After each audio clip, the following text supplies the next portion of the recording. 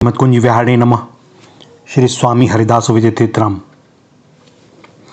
जो भगवानिष्ठ होता है उसकी निष्ठा भी अलौकिक होती है, उसके साध्य भी भगवान होते हैं और साधन भी। इसीलिए भक्ति योग साधन भी है और साध्य भी। भक्ति से भक्ति ही पैदा होती है। श्रवण, कीर्तन, स्मरण, पाद सेवन, अर्चन, वंदन, दास्य, सख्य, आत्मनिवेदन, यह 9 प्रकार की साधन भक्ति है। और इसके आगे प्रेम लक्षणा भक्ति साध्य भक्ति है। यह प्रेम लक्षणा भक्ति कर्मयोग और ज्ञान योग सबकी साध्य है। यह साध्य भक्ति ही सर्वोपरि तत्व है और इसी भक्ति को हमें प्राप्त करना है। संसार की वस्तु हम संसार की सेवा में लगा दें तो कर्मयोग हो जाएगा। स्वयं संसार से अलग हो जाएं तो ज्ञान योग हो जाएगा और हम भगवान में लग जाएं तो भक्ति योग हो जाएगा। कर्मयोग में अनित्य संसार से संबंध विच्छेद होने से नित्य संबंध हो जाता है, अर्थात नित्य परमात्म तत्व के साथ संबंध का अनुभव हो जाता है। ज्ञान योग में स्वरूप में स्थिति होने से तात्विक संबंध होता है, ब्रह्म के साथ अभेद का अनुभव हो जाता है। और भक्ति योग में अपने आप को भगवान के समर्पित करने से आत्मीय संबंध होता है, भगवान के साथ आत्मीयता अर्थात अभिन्नता का अनुभव हो जाता है। संसार के संबंध से ही अशांति उत्पन्न होती है। संसार से संबंध विच्छेद होने पर शांति हो जाती है। स्वरूप में स्थिति होने पर तत्वबोध हो जाता है और भगवान के शरणागत होने पर प्रतिक्षण वर्धमान प्रेम प्राप्त हो जाता है। साधक चाहे तो संसार से संबंध विच्छेद करके नित्य आनंद को प्राप्त कर ले, चाहे स्वरूप में स्थित होकर अखंड आनंद को प्राप्त करे और चाहे भगवान से संबंध जोड़कर अनंत आनंद का आलंबन करे। यह हमारी व्यक्तिगत स्वतंत्रता है, हमारी अपनी इच्छा पर निर्भर है। हम किसी भी योग का अवलंबन करें पर संसार का अवलंबन न लें। योग का अवलंबन मुक्त करने वाला है और संसार का सहारा लेने वाला जन्म मरण और पतन की ओर अग्रसर होता है। लेने का भाव जड़ता है और देने का भाव चेतनता है।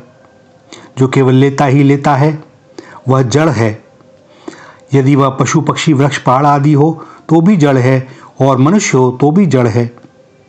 जो लेता भी है और देता भी है वह जीव है। जो लेना बंद करके देना शुरू कर देता है वह साधक है। जो किसी से कुछ नहीं लेता, न जगत से लेता है और न भगवान से, वह सिद्ध है।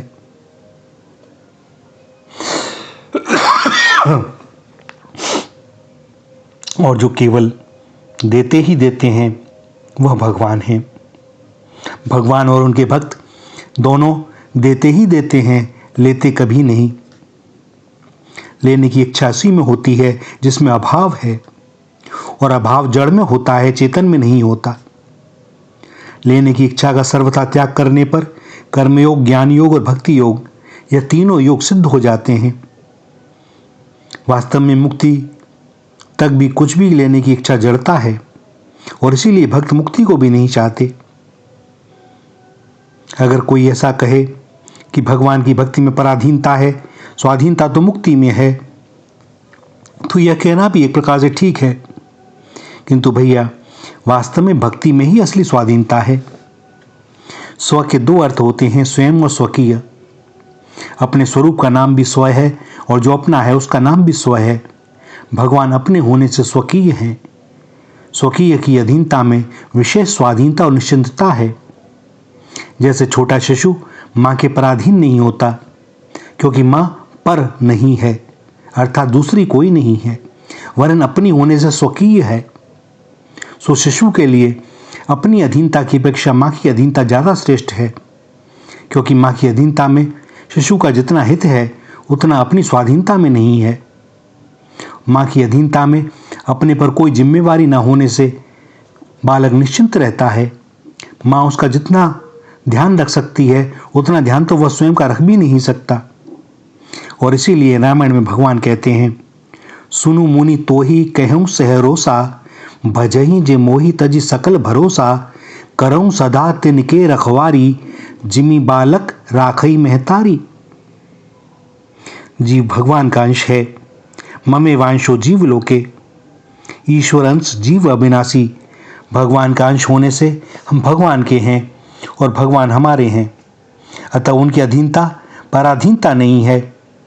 जो इस तत्व में गहरे तक नहीं उतरा उसी को ऐसा प्रतीत होता है कि भक्ति में पराधीनता है, क्योंकि वास्तव में उसने ईश्वर को दूसरा मानकर अन्य सत्ता को स्वीकार कर लिया है। पर वही होता है जो बदलता है और स्व वही होता है जो कभी बदलता नहीं। शरीर बदलता है पर हम स्वयं नहीं बदलते, मात्र संसार बदलता है, भगवान नहीं बदलते। उन भगवान के अधीन होना असली स्वाधीनता है। हमारी एकता भगवान के साथ है और शरीर की एकता संसार के साथ है। अतः हम और भगवान एक हैं, शरीर और संसार एक हैं। हम और भगवान अविनाशी हैं, शरीर और संसार नाशवान हैं। और नाशवान के संबंध से पराधीनता होती है और अविनाशी के संबंध से स्वाधीनता होती है। मीराबाई कहती हैं, मेरे तो गिरधर गोपाल दूसरा न कोई। इसी तरह हमारे भी भगवान ही हैं, दूसरा कोई हमारा है नहीं।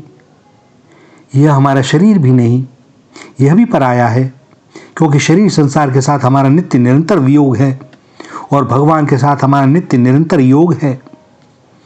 इसीलिए संसार के साथ हमारा संबंध रह नहीं पाता और भगवान से हमारा संबंध कभी छूट नहीं पाता। कर्मयोगी तथा ज्ञान योगी अकेले होते हैं और भक्त भगवान के साथ होता है। शरीर, पदार्थ, क्रिया आदि बदलने वाली वस्तुओं के साथ अपना संबंध न मानना, उनसे असंग होना, अकेला होना है। कर्मयोगी त्याग से अर्थात संसार की वस्तु संसार में लगाकर असंग हो जाता है और ज्ञान योगी विवेक से अर्थात संसार से स्वयं को अलग मानकर असंग हो जाता है। मैं भगवान का हूँ और भगवान मेरे हैं। इस प्रकार भगवान के साथ रहना यह भक्ति योग है। कर्मयोगी एवं ज्ञान योगी संसार से असंग होते हैं, पर भक्त भगवान से प्रेम करता है। असंगता की अपेक्षा प्रेम विलक्षण है। प्रेम में जो आनंद है वह असंगता मुक्ति में नहीं है। कर्मयोगी तथा ज्ञान योगी तो स्वयं अपना उद्धार करते हैं, परंतु भक्त का उद्धार भगवान स्वयं करते हैं। अतः सभी साधनों में यह भक्ति बड़ी विलक्षण है। भक्ति स्वतंत्र सकल सुख खानी, मानस में कहा गया है। तो भैया, तो फिर देर किस बात की, विलंब कैसा? श्वासें निकली जा रही हैं। आज अभी इसी क्षण श्री राधा श्री राधा श्री राधा।